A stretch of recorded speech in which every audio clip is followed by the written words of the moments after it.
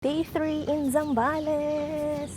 Naghanap ako ng makakainan kasi nakaschedule ako ng island hopping today. So, kailangan kong kumain.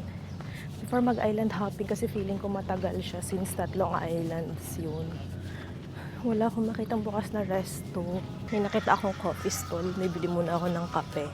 Kasi piniprepare pa daw yung fried rice dun sa Tapsihan. Thank you! Yay, nakakita na ako ng iced coffee. Kailangan ko na talagang kumain. Kapag nasa ibang lugar ka pala, magkakaroon ka talaga ng lakas ng loob mag-vlog. Hindi naman siguro ako malilate kasi wala pang 7. Medyo late pala nagbubukas yung ibang restaurant dito or sobrang aga ko lang talaga. 12:30 kasi yung usapan namin ni Kuya. And feeling ko matatapos yung lunch time na so kailangan ko talagang mag-breakfast.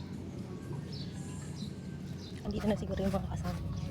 Dalawa lang naman kami mag-island hopping. Kasi inandok ako kahapon.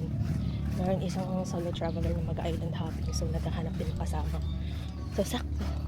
3 island na yung pupuntahan. Ay, dalawa pala yung kasama ko. Akala ko isa lang.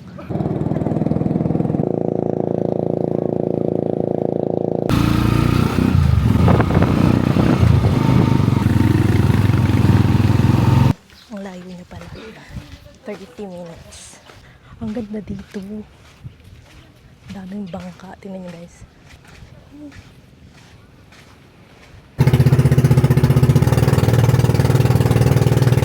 First stop.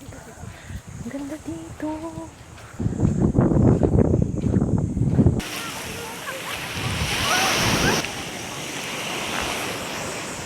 Second island. Nakapunta na ako. Sobrang ganda dito. Medyo konti pa yung tao.